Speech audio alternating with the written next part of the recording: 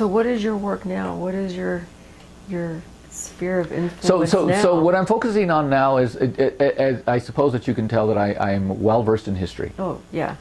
And it is a history that's not told any place. Mm-hmm. It's a history that when we are being erased as Chicano people. Mm-hmm. When people talk about the immigration issue, that has no relevance to us. Mm-hmm. Absolutely none. We're not immigrants. That doesn't mean we don't experience all the things that people coming up from Mexico experience. All of them. The cultural genocide, my tío, my uncle calls this a paper genocide. We are forced to call ourselves something other than what we are. We are Apache people. Mm-hmm. But when we're forced to call ourselves Latino, as Latinos we have no tie to this land. Latinos are considered to be immigrants. Mm-hmm. We have no tie to this land, and this is our land. Right. And so we don't, and that's a paper genocide, and we won't, I'm sorry, I won't participate in that. Mm-hmm. Chicanos don't exist anyplace else except in Aztlán, except in the Southwest, mm-hmm. unless they've moved. But this is indigenous land. Mm-hmm. Our beliefs, our practices are an amalgam of all of the influences that we've had from the invaders from the Iberian Peninsula, the invaders that have come up from Mexico and into New Mexico, and from the invaders that have come from British and then American soil into Apacheria. So we're an amalgam of all these things, and we've adapted and done whatever we can. Our what we call ourselves and how we modify in the language that we speak. People are surprised sometimes that I'm so fluent in English, but I'm also fluent in Spanish, and they're also surprised that I'm fluent in Spanish. When the Americans negotiated with Geronimo, they negotiated in Spanish, not in Apache, not in English, mm-hmm. not in Indian, not in English, in Spanish. Mm-hmm. Why? And you hear the names of the Apache people in the Southwest, they're Spanish names. Mm-hmm. Mangas Coloradas, Geronimo, so many of the names that you hear, Manuelitos.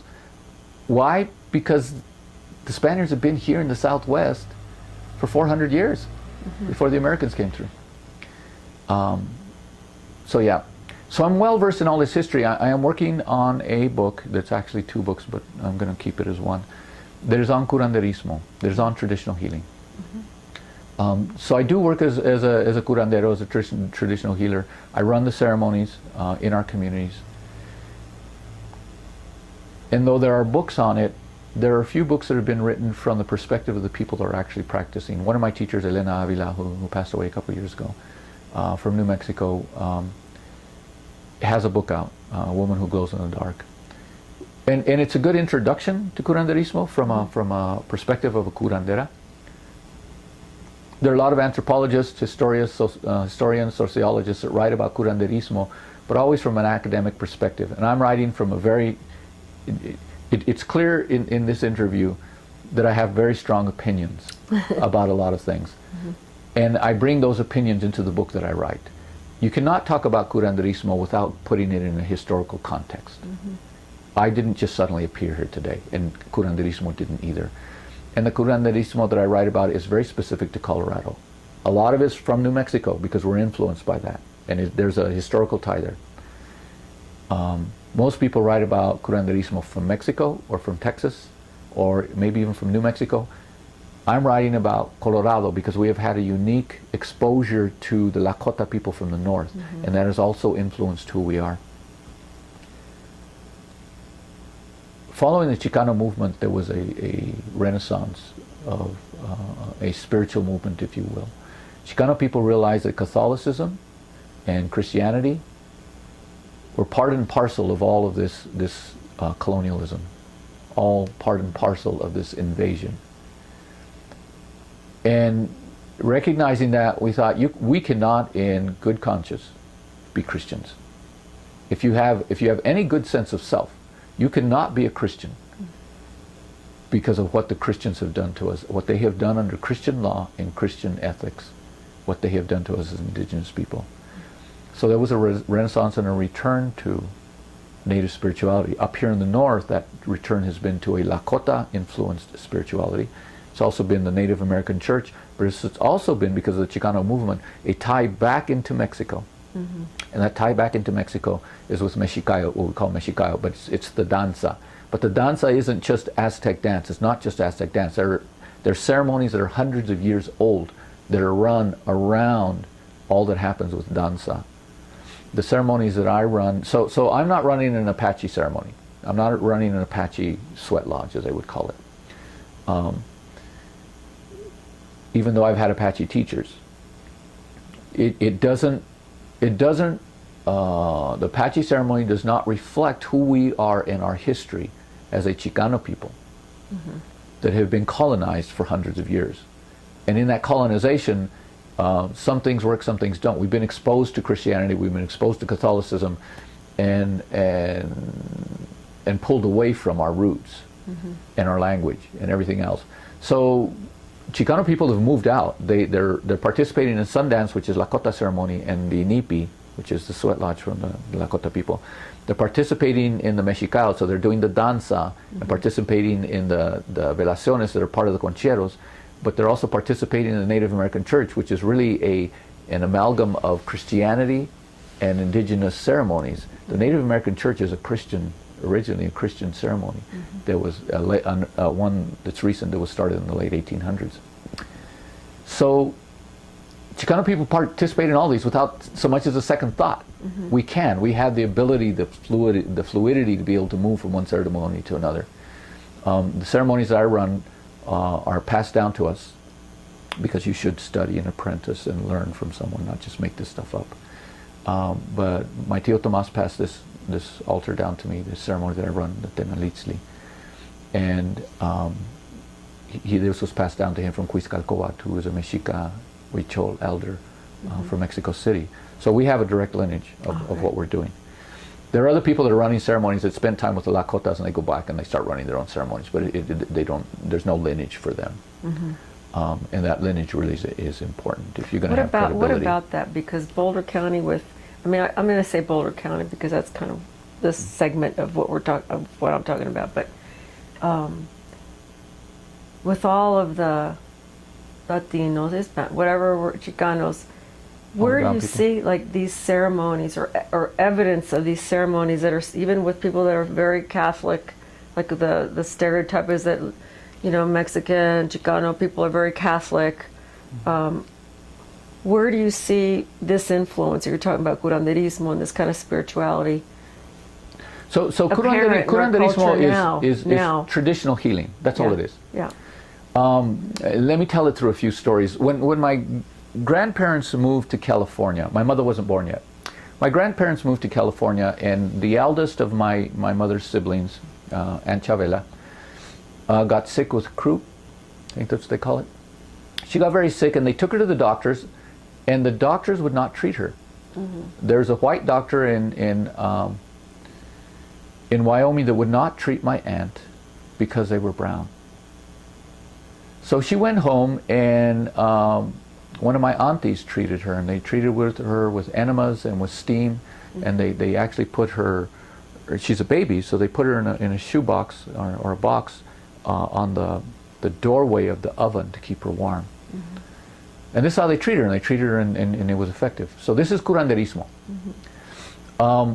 Most of my mother's generation and some of my generation of relatives were delivered by parteras.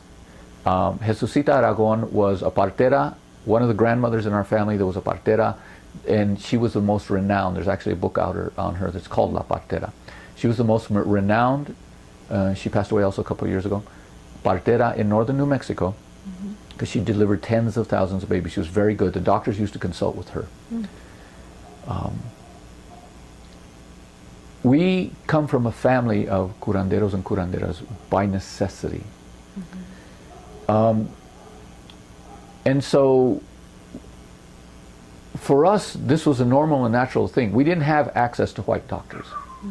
And not having access to doctors meant we had to doctor ourselves. This wasn't difficult to do.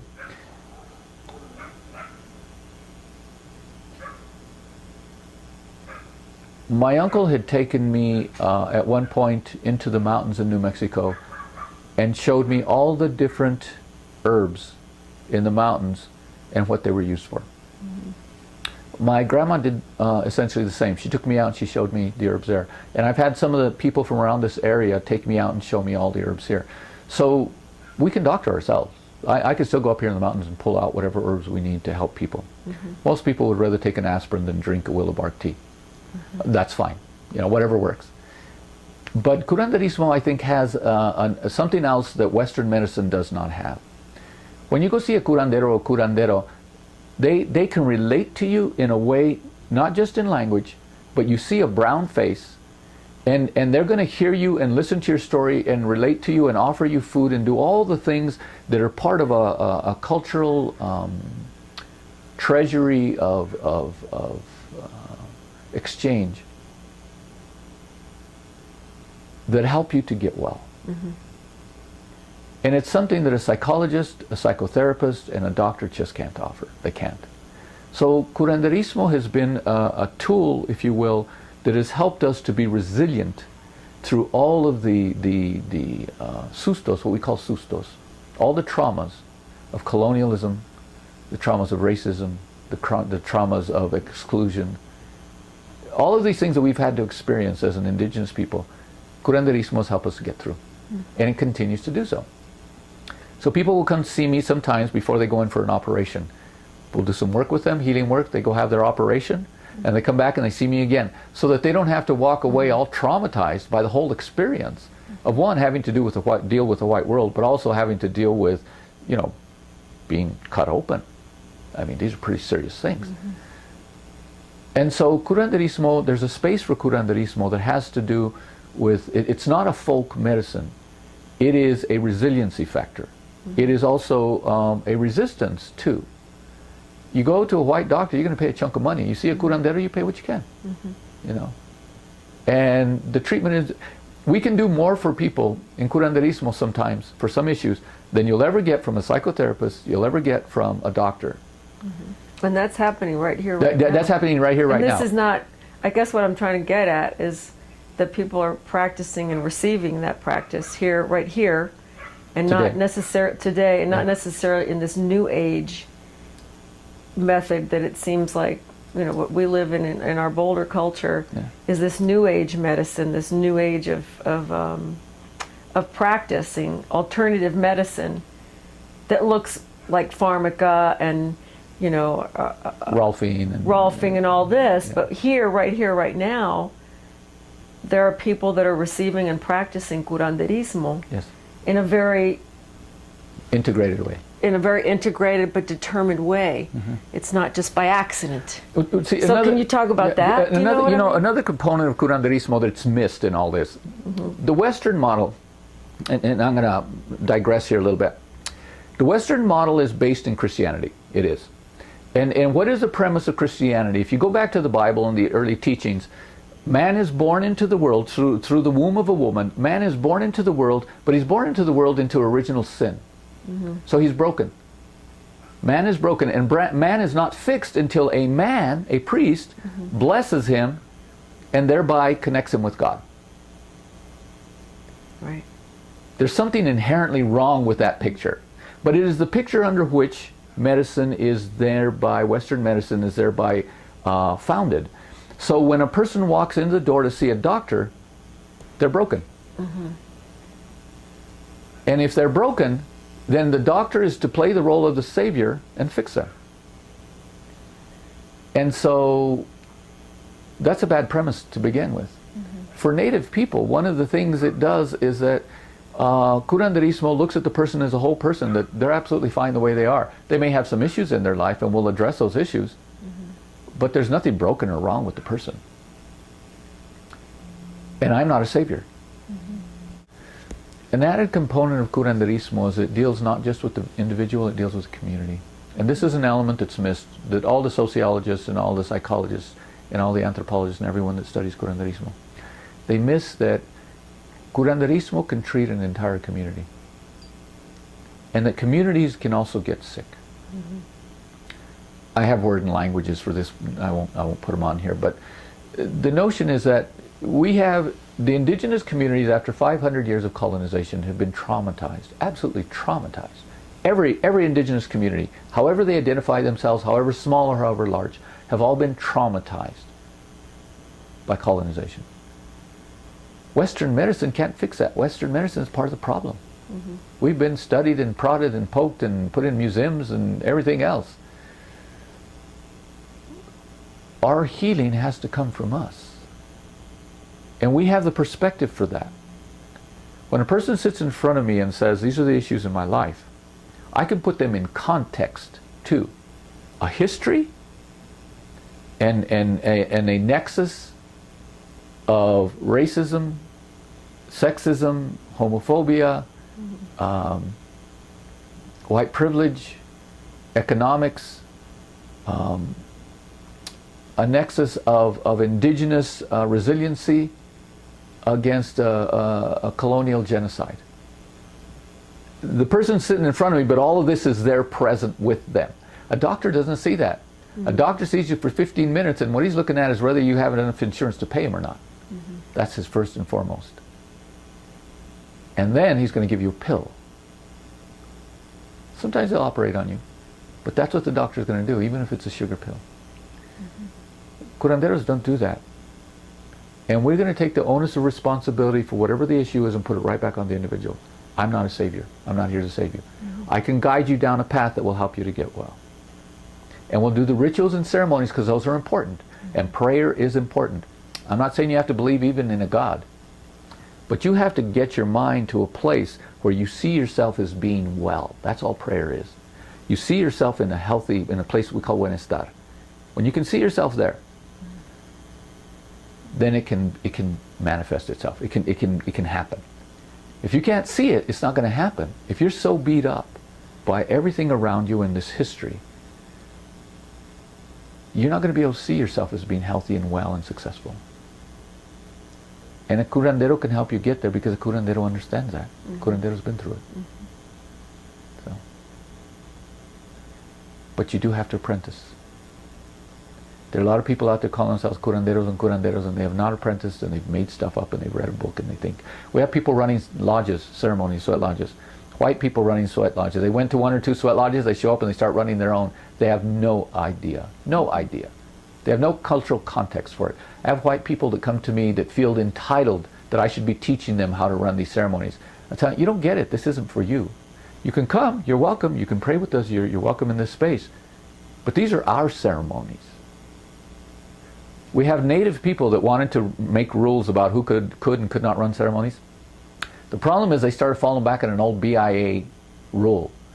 In order to do this, you have to be this blood quantum. You have to be registered with this tribe. And it's like, it doesn't work like that. Chicanos, the second largest population of indigenous people in this country, are Chicanos. Navajos are first, Chicanos are second. Mm-hmm. And we get a lot of populations like those in Oklahoma that are pretty much white. They're not brown anymore. They don't experience racism. Mm-hmm. Are we going to allow these white people with a card to run sweat lodges, but not Chicanos who are actually racially native? Mm-hmm. You know what I mean? That's not an issue we can resolve here. So, and they couldn't resolve it themselves. So they just disbanded and said, never mind.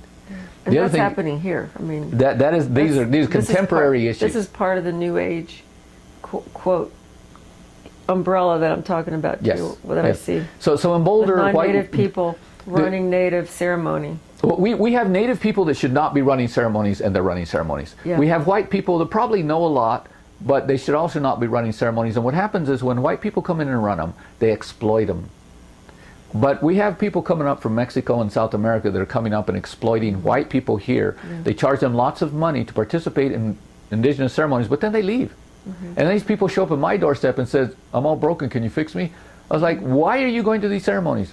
Yeah. You do not belong there. If anybody asks you for money to attend a ceremony, you need to walk away. That's what I tell them. We don't charge people money to go to ceremonies. Mm-hmm. That's not what these are, but white people will. Mm-hmm. White people do. This man in Arizona that killed 3 people, 3 people in Sedona, running a sweat lodge ceremony. Yeah. And he got what, 2 years? He killed 3 people and he got 2 years. He's charging $10,000 a person to go into a sweat lodge. Mm-hmm. This man's getting rich off of it. He's exploiting our ceremonies. And then he didn't even know what he was doing. He killed 3 people. Mm-hmm. I remember that. Yeah, it's easy. You can hear the passion in my voice about how white people come in and exploit all we have left. But there was a shift that happened with the Chicano movement where we realized, you know what? The politics of this isn't working. And we need to root ourselves in something a little more, a little stronger, a little more grounded than just the politic, the geopolitic of the day. And so Chicanos went back, the movement shifted to a spiritual movement. So many of the Chicano people that were involved in the Chicano movement are now spiritual leaders or involved in spiritual movements. So we have an annual Sundance that we hold. It's an Apache Sundance, but it's mostly Chicano people that attend, and this is southern Colorado, near Walsenburg. So, yeah, so the movement has shifted. People realize it's not enough just to have a political awareness or a knowledge about who we are, but we also have to have a spiritual knowledge of who we are that ties us back to our land. Calling ourselves Latino does not tie us to our land. Going back to our native roots and participating in native ceremonies, inculcating that into our daily lives, that ties us to who we are and to this land. So. Yeah. Are people, like, who are the people that come and see you? That come and you know, I get all kinds of people. Do you? Yeah. I get all kinds of people. It's not one particular crowd. I get monolingual Spanish-speaking people, and I get white people who have been to therapists. In fact, I've had some therapists, some psychologists refer their patients to me because they can't help them. The stuff that we do, I can sit and counsel someone. I can sit and listen to them. Yeah. I'm trained as a psychologist also, but I put that aside. But the work that we do is much more involved than that. And where let me use an example. There's a woman who had lost her husband unexpectedly. I mean, that's the way it is sometimes. Her husband moved, I think, to Puerto Rico or to someplace else, and she was going to shortly follow after him. She was settling things up here, and he dies in the process. So she never had closure with that death. And she's seen this psychotherapist, but the psychotherapist can't help her. The psychologist cannot help her. She came here, and we did a ritual, a ceremony around closure. She got better. She had what she needed. She needed to be able to let go. And she wasn't going to do that in a session where all you do is talk, right? Yeah. Sitting on a couch and talking with someone. Like a catharsis or something. Well, the thing of it is that grief and trauma and all these things that we experience are in our body. They're not just in our head, they're in our whole body. And our whole body has to be involved in the process of healing. Yeah. And that's for the individual, but that's also true for the community. The whole community has to be involved in its process of healing. So moving to a spiritual movement as Chicano people has been part of a healing process that Curanderismo reflects. I can work with entire communities and take them through a process of healing that a doctor cannot and never will, especially a white doctor. So I think I'd like to talk a little bit about my studies that bring me to where I am.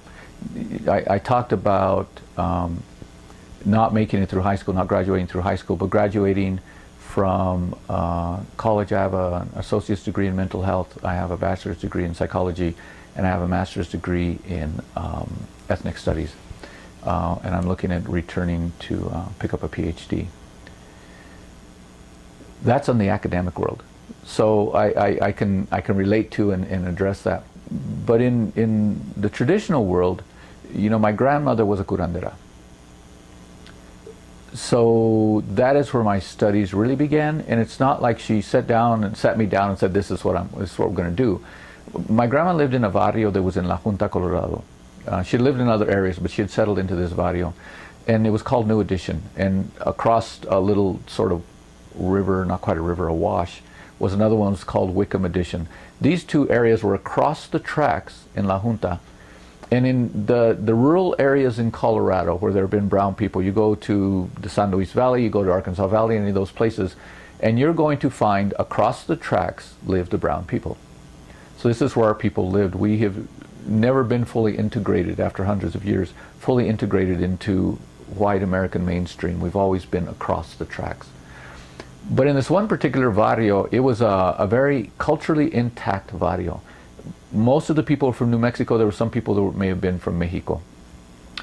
Spanish was a primary language. I grew up around Spanish. It was a common language. It was forced on us just like English. But in this barrio, a lot of people would come to my grandma and bring the babies. She specialized in working with babies. So they would bring the babies, and my grandma would work with them and take care of them and heal them. You know, she'd use the huevo, she'd use the egg to do the stuff with them. And different things. She did a number of different things. We didn't see this as strange or anything. This was just what grandma did. There was a time before that when my grandma lived out on a farm. My grandfather used to work in different ranches wherever he could get a job. But at one point they lived out in this ranch out in a place called Haswell, which is southeastern Colorado, not too far from where the Sand Creek Massacre happened. Still on this reservation, the Arkansas River Reservation. But he worked for this farmer there, and I remember going and staying with my grandma there when I was about 8 or 9 years old, and that's when she began teaching me a lot of this stuff about the herbs and just a way of being. It isn't even so much that you learn that this herb is for that or this is how you make that tea. Mostly it's a way of being around other people and a way of interacting with them. So she began to cultivate my teaching early on then. Went to school, did all the other things, but there was a point in my life at which I realized I needed to do what I was supposed to do. And what I was supposed to do wasn't to have a career in the Western world. What I was supposed to do was this healing work that had been passed down from generation to generation. And so I went looking for the teachers that would help me do that. Now, as I said before, here in Colorado, we sit on this frontier, if you will, on this borderline of the indigenous people from the north, they're the reservations, but they're also, you know, the Lakota people, for better or for worse, have had less contact with the colonists than the people in New Mexico. Now, the people in the pueblos are very culturally intact, but they're all Catholics. They're all Catholics. You can find Lakota people, still generations of Lakota people, who haven't been through the boarding schools, who were able to escape that, who still hold on to their cultural intactness as Lakota people. And so they have a spirituality that is less tarnished, less influenced by Catholicism and by Christianity than down south in New Mexico. So in some sense, we're exposed to this, and so the first teachers that I sought out were Lakota teachers.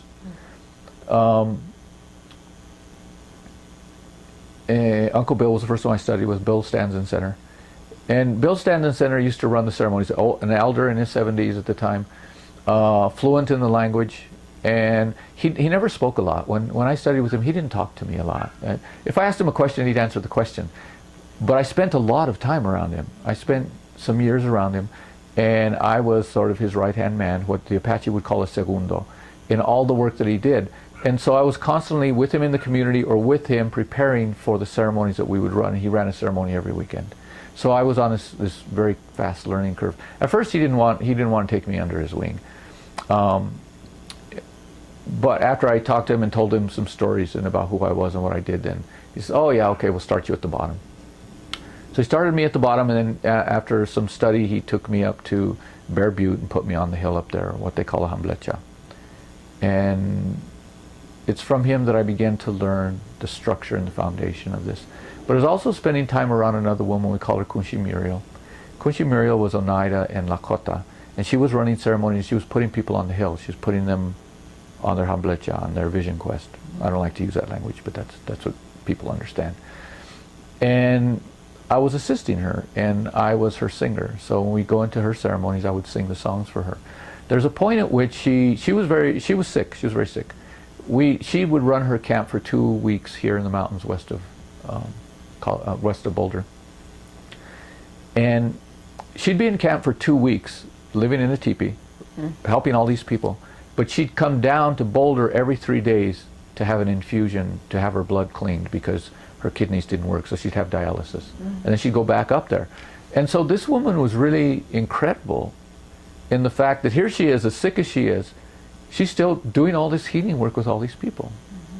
And I helped her for a number of years, and I would sing her songs for her and help her in this whole process. So I learned a lot from her. It wasn't intentional. I never went to her and said, "Teach me," as I did to Uncle Bill. But I was beside her, and she became really, literally a family in the way that we adopt. She, at some point when she became too sick, turned to me and said, "I need you to run the ceremonies." So she's the one that granted me permission to start running the Inipi ceremonies. And she would sit right beside me as I ran them. And we did that for a while until she died. And when she died, then some of that community of people started coming to me to also run the ceremonies and take her place. Simultaneous to that, I'm doing work nationally. The work that I've done has been national and international. And I'm doing work across the country with a Two-Spirit community. And I'm going to Canada and the U.S. and they're turning to me and say, "Run these ceremonies for us." And I'm like, "No, I'm not ready. I don't have permission yet to do that." But there's a point at which I began running the ceremonies for the Two-Spirit community. And in part because there are no other males to run them. There are females to run the ceremonies for the women, but there are no males to run these ceremonies. And so I step up. And there's a point at which a young man, young at that time, came up to me and said, "I want you to put me on the hill. I want you to help me with the amblecha." And I said, "Nah." I walked away from him. Because he didn't do it right anyway. There's a way in which you have to ask this question right. So he waited. We're at a gathering. We're at an international gathering. And he waited until everyone was gathered in the room and caught me off guard. And we're having a talking circle. And at one point he gets up from the circle and he comes over and he presents me with tobacco. And he asks me in the right way. And he says, "Will you put me on the hill?" Now, I had been, at that point, granted a chanupa. People call it a sacred pipe. It's not a pipe, it's a chanupa. So I'd been granted a chanupa, and as a chanupa carrier, I was obligated to help this man if I could, if he had asked in a good way, and he had done that. So I said, okay, and began the process of getting ready to put him on the hill. So I had him prepare for a year, and we set up a separate camp. And it's the first spirit camp that I did. That was almost 20 years ago, and I continue to do these spirit camps since then. So every year, people have come to me and said, "Put me on the hill."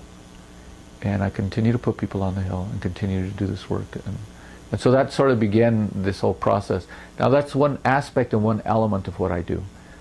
Is that curanderismo? Yeah, by extension, it's a form of traditional healing that we do. We're helping people to, with the rituals and the ceremony and the rite of passages that they need in order to be able to walk through life as they need to. Indian people that have been traumatized by everything that's happened need to find a way back, and this is one way. And so this is one of the things that we do. As I was doing this work over the course of time, now initially I only did work in the Two-Spirit community. I'm doing it nationally, but I'm only doing it in the Two-Spirit community. But there's a point at which this woman comes up to me. Her name was Cindy, never miss a shot. And she says, "I really like the way you run ceremonies. I like the way you do things. I'm sick. I'm not going to be here long. I want you to carry my altar so that you can pass it to my boys when I'm gone." So she put me on a path of study with her. I studied with her for 4 years. The Heyoka altar is the most powerful altar that the Lakota people carry. There are a lot of people out there, like in Curanderismo, there are a lot of people out there calling themselves Heyokas. They're not Heyokas. They just call themselves Heyokas. They don't know anything about the medicine. I am not a Heyoka. I was, in her language, a caretaker of her altar until her boys were ready to pick it up. And so, and she made real clear to everyone around her and anyone that knew or came in my path that I had permission to carry that altar of hers for her. And so she taught me this Heyoka altar. That's a very powerful altar. Again, it doesn't make me Heyoka. She adopted me as her brother. And so by Lakota tradition, that makes me Lakota. But I don't claim to be Lakota. I'm Apache. And I just was very blessed that these Lakota people were willing to spend time with me and teach me and honor me in this way, including her. I then at one point was very sick and needed a healer. Uncle Bill's not a healer. He ran ceremonies, but he's not a healer. So I went to another man, Robert Cross, who was descendant from 16 generations of traditional healers, and asked him if he would do this healing ceremony for me, and he did. and Kunchi was there, and my family was there, and my friends were there. Very powerful ceremony. But at that point, I also began to study and learn and spend time with Robert Cross. Robert Cross eventually adopted me as a brother, so I'm also adopted by him. He's from Rosebud. Cindy is from Pine Ridge. And so I've been in Lakota, adopted by Lakota people from 2 communities. And Robert taught me the healing work that he does. So I've learned how to do the healing work that's done in the Inipi ceremony. There was a point at which my father was diagnosed with cancer, and inside of a short 2 months he died. He didn't die from cancer, he died from poor medical treatment, but that's another story. But when my father was on his deathbed, I went to see him, and I knew that he had 4 days left. I just knew that. And so I went to see my tío, my uncle, and talked to him about it. And I said, I've had a dream. And I'd had 2 dreams at that point. And I talked to him about it, and he says, you're interpreting the dream wrong. This is what you need to do. And in accordance with the interpretation and everything, he says, you need to start running these temalitzlis instead. And temalitzli is the Aztec ceremony that he was running. Now he runs the Apache ceremonies, he runs the Lakota ceremonies. In fact, he runs the Lakota Sundance. It's not Lakota anymore, but it's a Lakota-based Sundance. And he was running these temalitzlis. And so I said, okay. So he taught me that in the course of 1 week, in those 4 days actually. Now I had already learned, I'd been in ceremony with him. I knew how these ceremonies went, but in those 4 days I had to learn all the songs for those ceremonies. So that was a fast course, but I did it. On the day that my father died that night, I ran the first temalitzli, and with just family, and all the family came in, and we did that ceremony for him. And so since then, that's what I've been running, and that's been almost 15 years now. So I've been running these temalitzlis. I can still run the nipis, and I do. If people ask me to, I'll run those ceremonies and do those healing ceremonies. Most of the people that I'm around now are Chicano, Mexicano people, and they resonate more with the temalitzli because we do these in Nahuatl, and we do these also in Spanish. So the prayers in Spanish and in Nahuatl. And it's a ceremony that they can relate to. The things that go on the altar are alive. We use flowers, flores. And the tlamanali, the altar is alive. Whereas a lot of the elder altars, like the Lakota people, they're using buffalo skull, they're using eagle feathers, they're using other things, but they're not alive in the same way. These come from animals that have already given their life for these. Whereas the flores are still alive, and they're in the process of giving their life as we do these. The ceremonies are very, very different from each other. But at the end of the day, if you go into a lodge, it's just hot and dark. You know, it's just hot and dark if you're going in for the first time. You're not going to know any differences. We know the differences. And they're rooted in different teachings and different philosophies and foundations. So mostly I've been running the temalitzli. I hold an annual spirit camp where I take people up and put them on a hill. There's a point at which I also went to study with Elena Avila. And this wasn't intentional. I went to interview her for a book I was working on. And we just had a wonderful interview, a really great time. And then I contacted her a little bit later. She'd moved out to Hawaii, and I said, I'm coming out to Hawaii. I thought I'd stop by and see you. And we talked for a while. And she said, why don't you come and apprentice with me? Why don't you start your apprenticeship with me? So I did, and I apprenticed with her for many years. And I did a lot of work with her. We went to Spain, did some work in Spain. We went to Mexico and did work in Mexico. And then she would travel across the country here, and whenever she was in Boulder, I always did work with her. So I helped Elena Avila with a lot of the work she was doing. I got to know her work really well. She took me on as an apprentice, and she had other apprentices. She took on originally 40, but of the 40, only about a dozen of us actually finished the apprenticeship. But even in the whole process, in the whole time that I was with her, I was side by side with her. So she was teaching us Curanderismo in the way that she does it, but I was helping her with the ceremonies because I was already running ceremonies and familiar with that. So I was always her counterpart. So she always put me in a different place. I wasn't like the other novices that were coming in. So I studied with her for a good number of years. In the course of that work, I met some other people and learned from them, though I didn't study with them, and that is Ehecateo Cuautlinchan. He calls himself now Mictlán Ehecateo Cuautlinchan, and also with Elosochit, and she also studied with Ehecateo.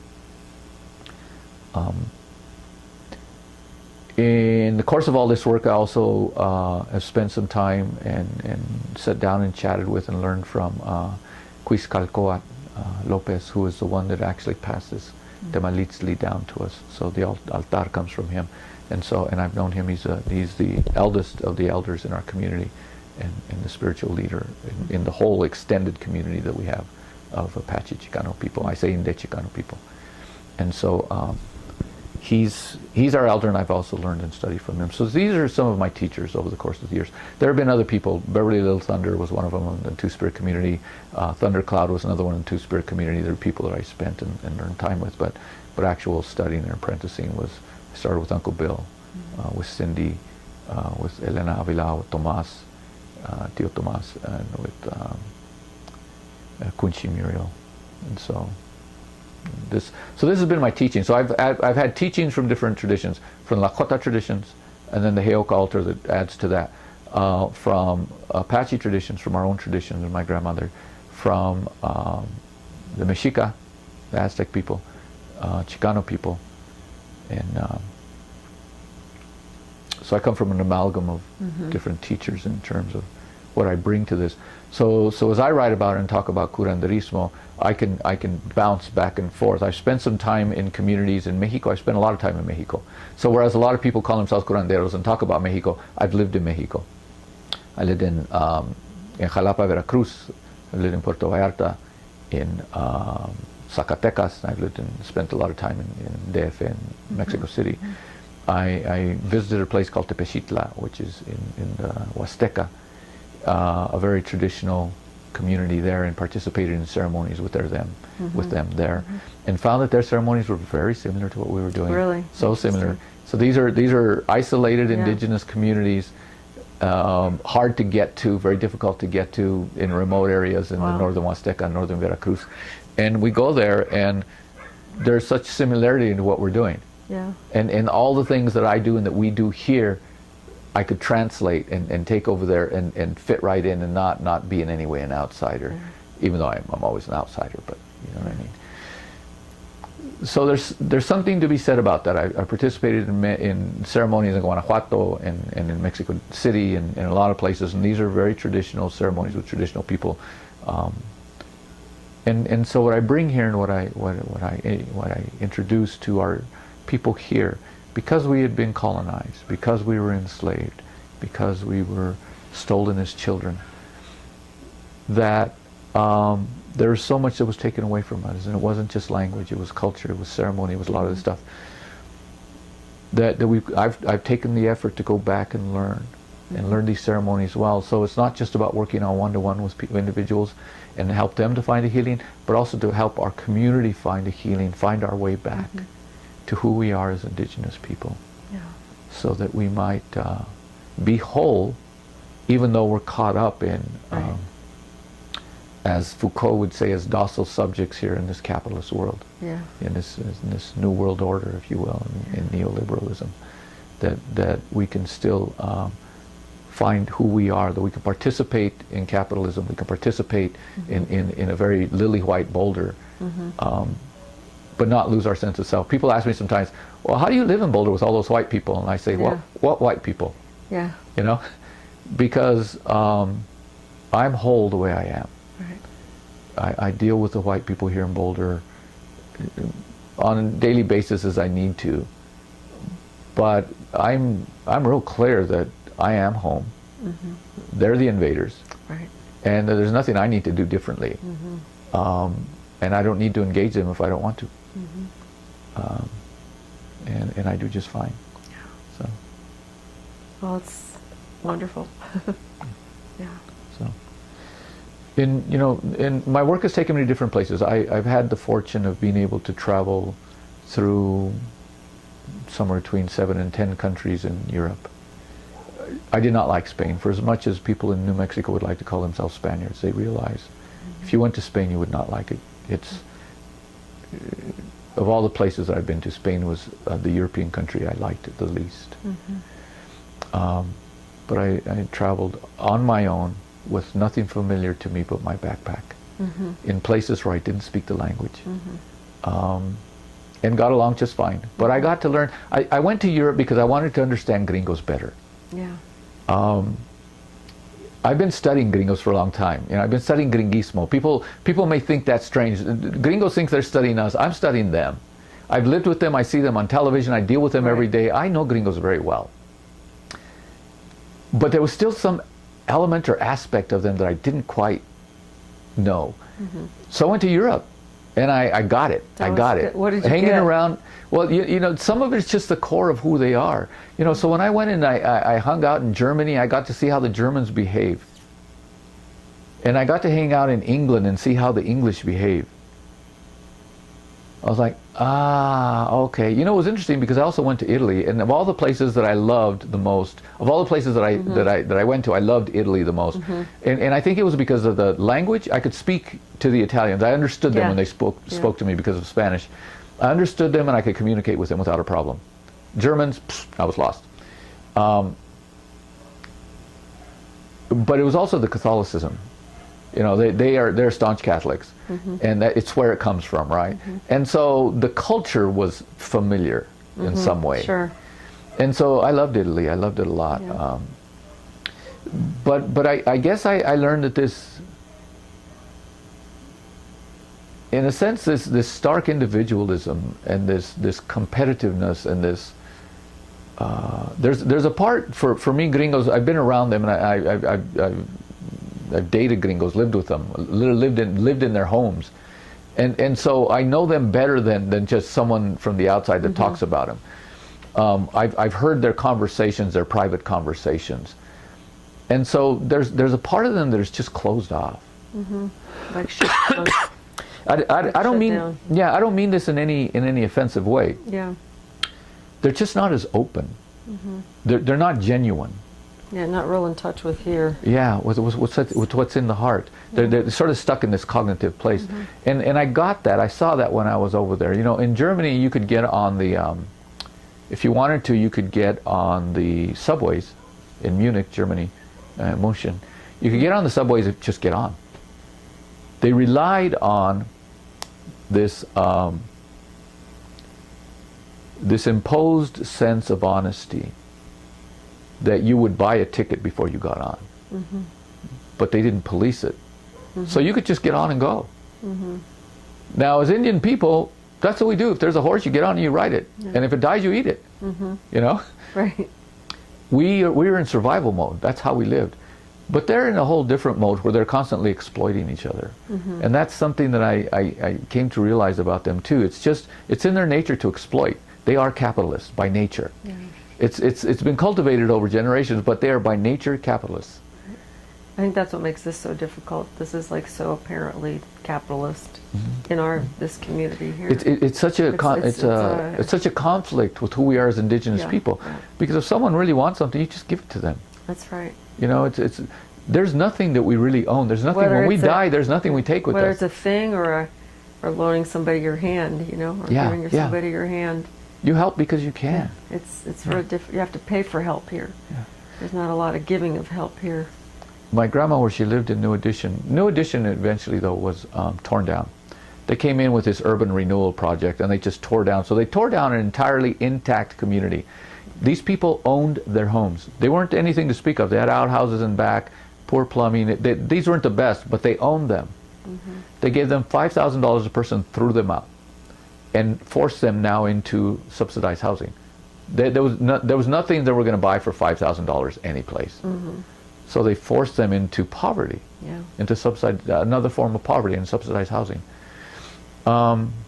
And these people never recovered for that. So it's part of this genocide of indigenous people that they perpetuate. Well, my grandma lived there. I mean, that was a culturally intact place. Even within this facility, culturally, it was. Yeah, they were intact. They had everything they needed there. There were little people that had little stores. They didn't have much, but you could buy pop. Sure. There was a curandera that lived there, but there was also my grandma that lived there. I mean, everything they needed was there. It's very different for us, for people who live in Boulder, because we're very isolated. So when you think about people who have been a part of Boulder, who have contributed to Boulder in some way, you want to think of the settlers. You know, I have a young man that's attached himself to me. He is descendant of some of the settler families here. And so they have this rich history theoretically of settling Boulder and making it what it is. But they're not the only ones. They didn't build it. We built it. And we aren't noticed any place. Why? Because we could never afford to buy property. I don't own property in Boulder. But I've lived in Boulder, and I've influenced the politics of Boulder and the policy making of Boulder. I've been at city council meetings. I've met with the mayors. I've met with all these people. And not just here, also in the state. I've met with people in the Capitol, in the governor's office, Colorado State Department of Health. I've been in all these places and been in the same rooms and talked to and influenced. And titles don't mean anything to me. When I'm sitting in a room with someone, I'm sitting with another person. Their titles are irrelevant. So I will say to them precisely what's on my mind, what needs to be said, and I am open and honest and blunt and to the point. And my mother was exactly the same way. My mother said, when I die, put on my tombstone, I never let anyone tell me what to do. And that's what... No, we didn't do that. But it's in the book. Because I write the book, I write her words. And she didn't. She let no man tell her what to do. And she let nobody tell her what to do. My mother volunteered and spent a lot of time giving back to the community. And this is what my grandma did. As poor as she was in this barrio that she lived in, people would arrive on the train tracks. Mexicanos would arrive on the trains, on the freight trains, not the passenger trains. They'd come off the freight trains and they'd come knocking at her door. And my grandma would put them up. She'd feed them. She'd take care of them, do whatever they needed. She didn't ask for anything in return, nothing. My mother was the same way. People would come up from New Mexico, from wherever, and they'd come knocking at my mother's office where she lived in Las Animas. She had an office that she ran. And they'd come up asking for her help. And that's what she did. She'd help them. She'd put them up. They'd stay with us. She'd put them up. She'd keep them busy, help them with what they needed, and get them back on their feet and on the road. And that's what I've done. Countless times. So I've she had was in people Las come see me. Animas? We were in Las Animas, yeah. Okay. Do you know the Sena family? Yes, absolutely. Yeah. David Lawrence. Sena. I went to school with David Sena and the others, his brothers. And, Gilbert. Gilbert, yeah. Lawrence. Anita. Yeah, all of them. I know all those people too. Well, it was interesting because I went one time. I lived out in California for a brief period of time. I went out to California. I went and lived in Mexico. The first time I went and lived in Veracruz, Mexico, in Jalapa. I came back and I went into a depression. I'd learned Spanish. I became fluent in Spanish then. But I came back in the middle of winter to Colorado and went into a depression. And I had the opportunity to go as part of the planning process of the 10-year annual commemoration of the march that they had, Chicano moratorium that they had in LA, where Ruben Salazar and some Brown Berets were killed.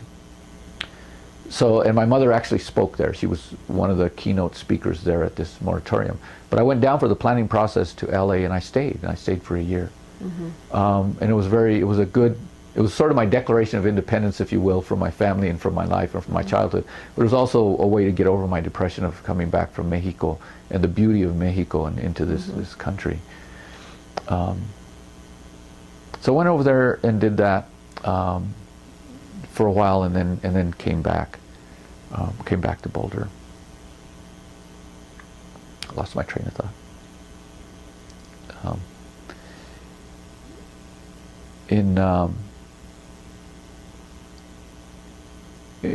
Came back to Boulder and got involved in all that was going on. Again, my mother remained entrenched in doing the work that was here.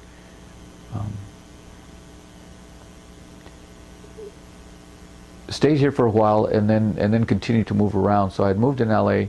I had moved down to New Mexico for a while. I lived in different places of Colorado for a brief period of time, but continued to come back to Boulder. Boulder was home. Boulder has a draw. What do you think that is? Is it? I think that when I grew up in Las Animas, we went back to live after Los Seis died, and we went back to live in La Junta with my grandma for a brief period of time, and then stayed there. We were constantly harassed by the police. People have no idea. They have no idea. Our whole family was constantly harassed by the police, and it was impossible for us to live there. The racism is so prevalent. Brown people don't mix with white people in these small communities.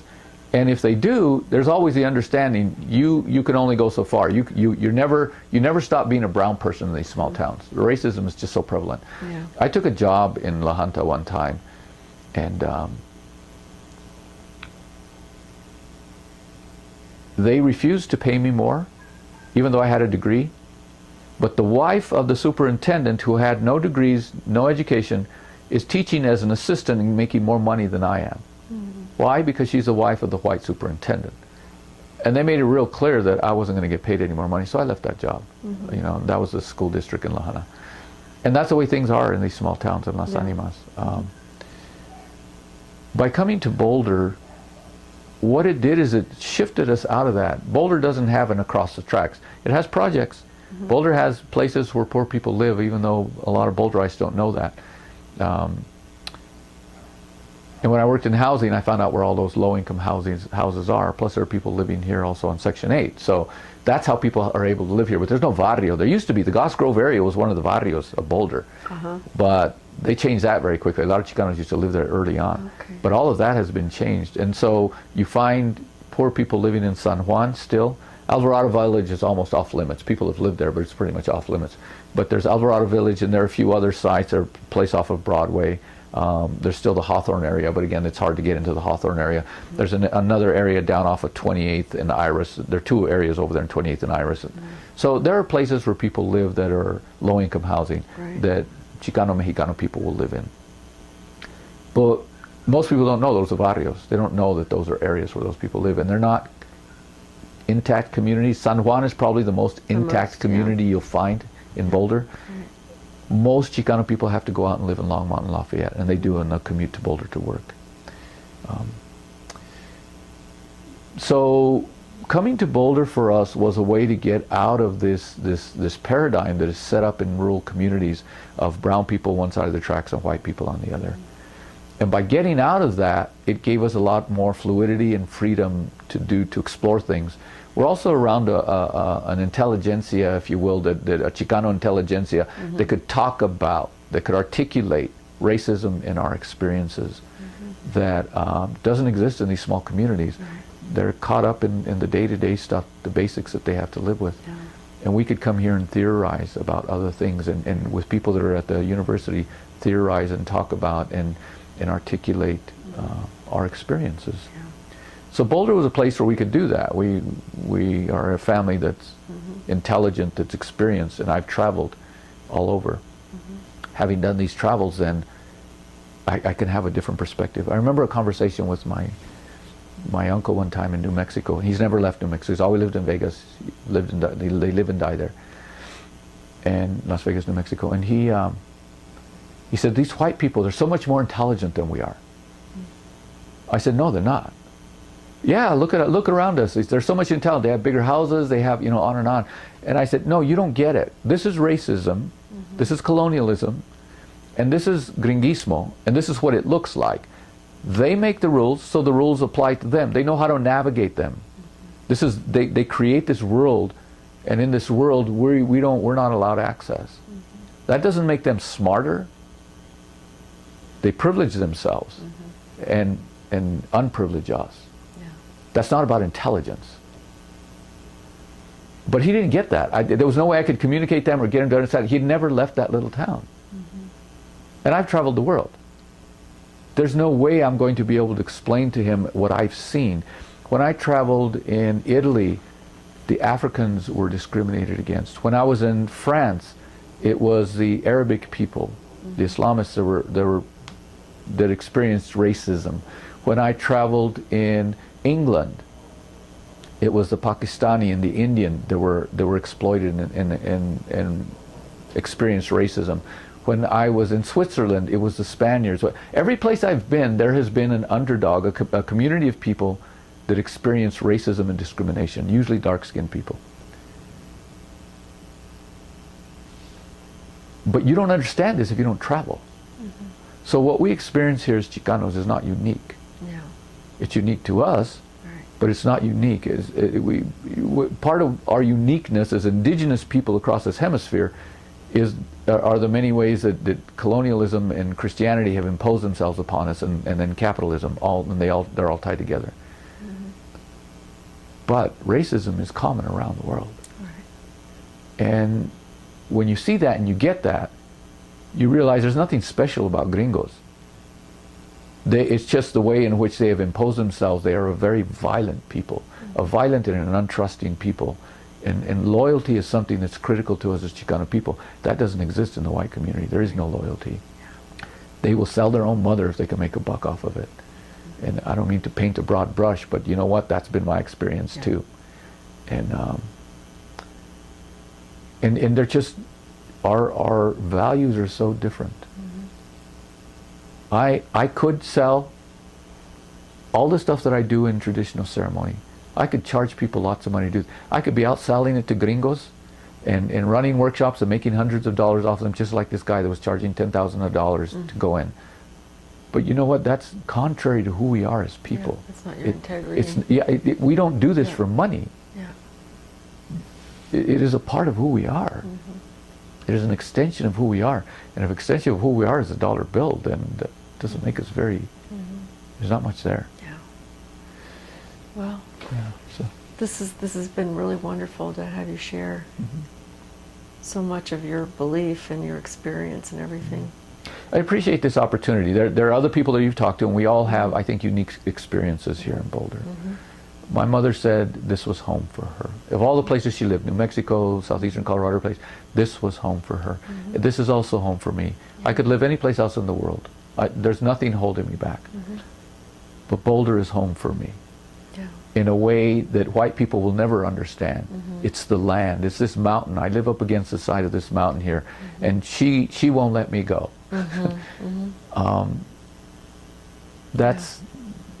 It's a tie to the land, an historical tie that goes back long before Christian invaders or white invaders got here. That I don't know that can necessarily be understood by people that came later and settled the area. This is our home. Yeah. This is our land, and it is within our purview. It is our duty and responsibility to respond to all of the offenses we've had to experience as a consequence of colonialism and invasion and capitalism and Christianity and everything else. Yeah. And some of us continue to do so. Yeah. So, yeah. I hope you're writing your stories. These are all in the stories. The first half of the book on Curanderismo is historical. Is it? Okay. So the stories that I have shared with you are in the first half of the book. Oh, wonderful. Because you can't talk about Curanderismo outside of the context, the historical context, and then the nexus of all the other things that come together of who we are here as people in Colorado. Good. When is your so book coming? When will you be? Yeah, I'm in the editing it? process, so I'm hoping in the next year that a publisher will pick it up and that we'll get this going and it'll be out there. It is a book on Chicanismo, on Curanderismo, and on spiritual renaissance. So those words will be within the title of it in some capacity. And I think reiterating that as Chicano people, we're indigenous people. We're not immigrants. And that's the problem with the Latino language, is that it makes us immigrants in our own land. And most, even Latino people who come from South America, Mexico, Central America, many of them are still indigenous people. But they've lost that tie to them when they come to the United States, and they're just foreigners. As if they were foreigners from Europe, and there's a real difference. There's a real difference. So, yeah, this is our homeland. I think that's a great message. Yeah, we are home. We've always been home. Even though the world around us has changed, we're still home. That's beautiful. Thank you. Thank you. Is there anything else that you'd like to share that would be important at this setting? We can always come back. I think I've covered, painted a broad brush of a lot of things. I gave some details on stuff and broad brushes on the other, and it's been, had I continued to live in one of these small towns, had my family stayed in New Mexico, had I remained in Las Animas on the Arkansas River Reservation, then these opportunities would not have been available to me. I am an artist, I'm a recording artist, I'm a musician, I'm a writer, a playwright. I've had my plays put on in Denver. I've had the opportunity to travel to a lot of places. public speaker, I mean, all these opportunities. But if I lived in New Mexico or lived in one of the rural areas in Colorado, none of these opportunities would be available to me. White people would be sure. And I'd probably be behind bars. Because my outspokenness, my big mouth, gets me in trouble with police officers who think that I shouldn't have this voice. So at the very least, Boulder has given me this opportunity. Good. You know, I've had the voice and the opportunity in Boulder to speak my truth. People may not like it or may not want to hear it, but I'm not under. Yeah, I'm not under surveillance like I was when we lived in small towns. Do you write for Suteatro? Is that who you write with? No. I wrote a couple of plays and they were produced actually at the same place where Suteatro now resides. They have their theater now on Broadway. Okay. I wrote a play called Love Me Right. And it was a way to, that particular play was about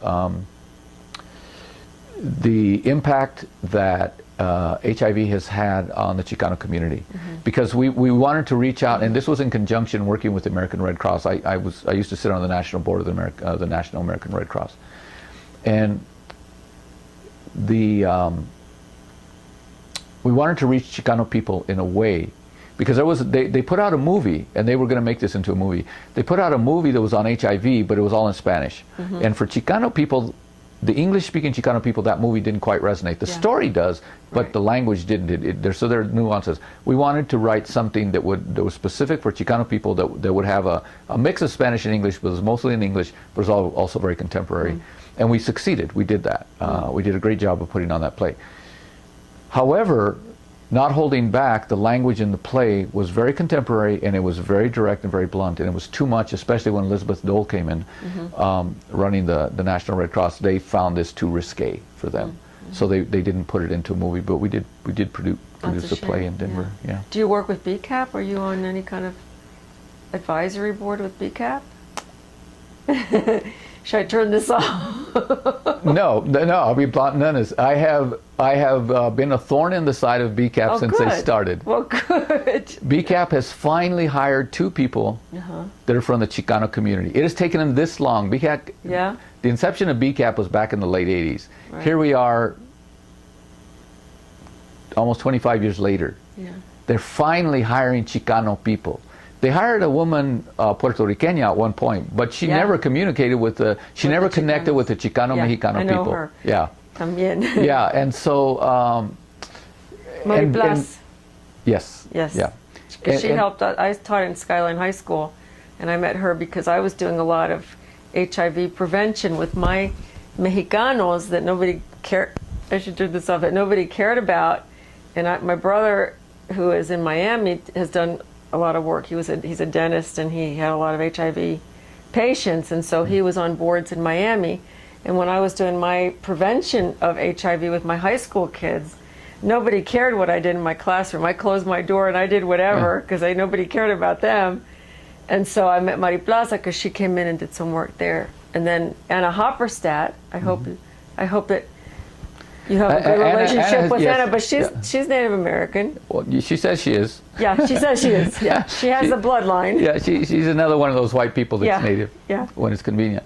I have been peripherally involved. We went toe-to-toe. There's a point at which I received money for the CIDA project, and we did work specifically in the Chicano Mexicano communities. But we have to continuously compete with all of these other projects like BCAP. BCAP was very upset that we received this money, that I had written in the grants and got this money. Yeah. Because they said, we're working in the Latino community, but they were not.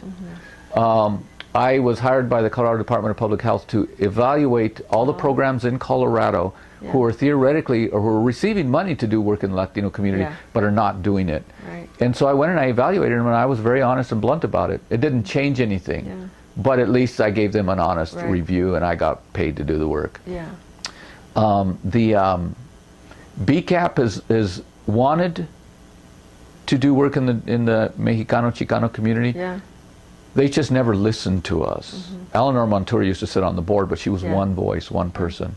And so they've just never been able to that's a problem do the right thing. It is. It's a problem when being on boards and that kind of thing, where your voice is just not... You're just a token. It's not, you are a token, you're not heard. You go with good intentions thinking you're going to have an impact. And yeah, they silence you. They silence you because you're one voice. So BCAP has hired Spanish-speaking people, but they're all white. Yeah. And they don't quite get that it's not a language issue. Mm-hmm. That there's this cultural bilingualism. Anna and I have had many conversations. Yeah, there's a cultural bilingualism right. that they failed to introduce. I got a nephew hired there. Good for him. We got someone else hired that just came up. We'll see how long that lasts. They've had some brown people over time, but they've only given lip service to it.